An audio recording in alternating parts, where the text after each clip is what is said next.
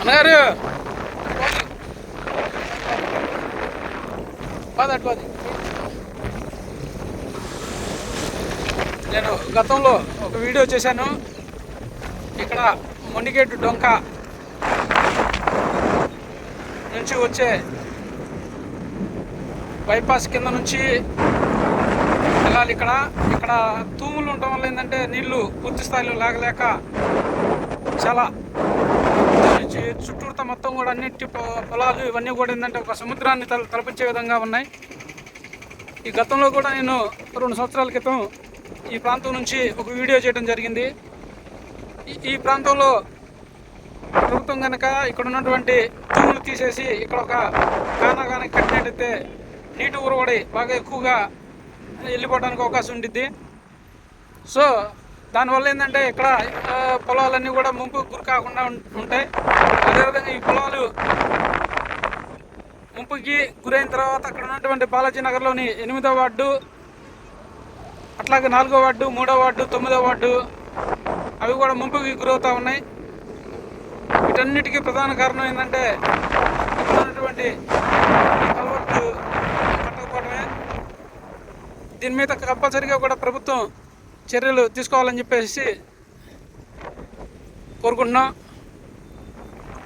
ఇది నేషనల్ హైవేలో ఉన్నటువంటి అక్కడ ఒక లారీ కూడా ఆగిపోయింది మధ్యలోనే.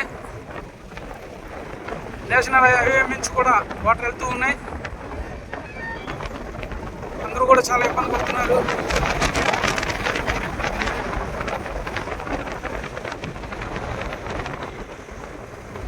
పళ్ళు కూడా వచ్చి వెనక్కి వెళ్ళిపోతూ ఉన్నాయి. గత 20 సంవత్సరాల నుంచి కూడా అక్కడ రైతులు మొరపెట్టుకుంటూనే ఉన్నారు. దీని మీద తక్షణమే ప్రభుత్వం స్పందించి చర్యలు తీసుకోకపోతే, దీన్ని సరిచేయకపోతే ఇక్కడ ప్రజలు అదేవిధంగా రైతులు అందరూ కూడా కలిసి ఉద్యమం చేయడానికి సిద్ధంగా ఉన్నారు.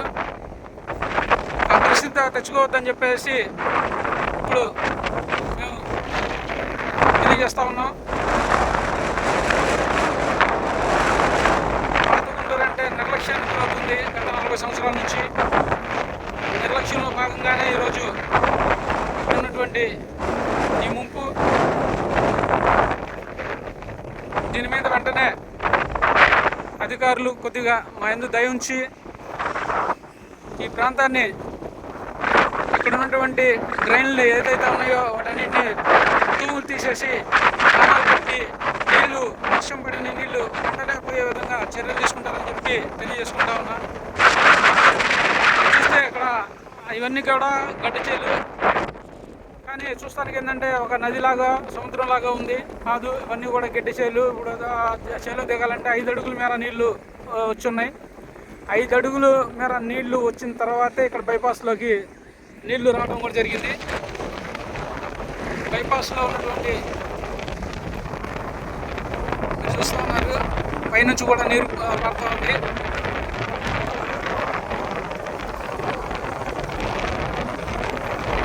పొలాల్లో కన్నా కానీ రోడ్డు ఎంతో మెరగ్గా ఉండేది గతంలో.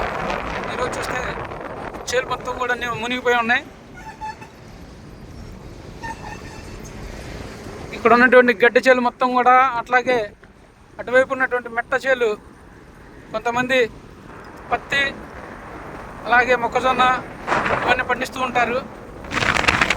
అన్నీ కూడా ఈరోజు సర్వనాశనం అయిపోయినాయి. దీని మీద వెంటనే చర్యలు తీసుకోవాలని చెప్పి కోరుకుంటా ఉన్నాం.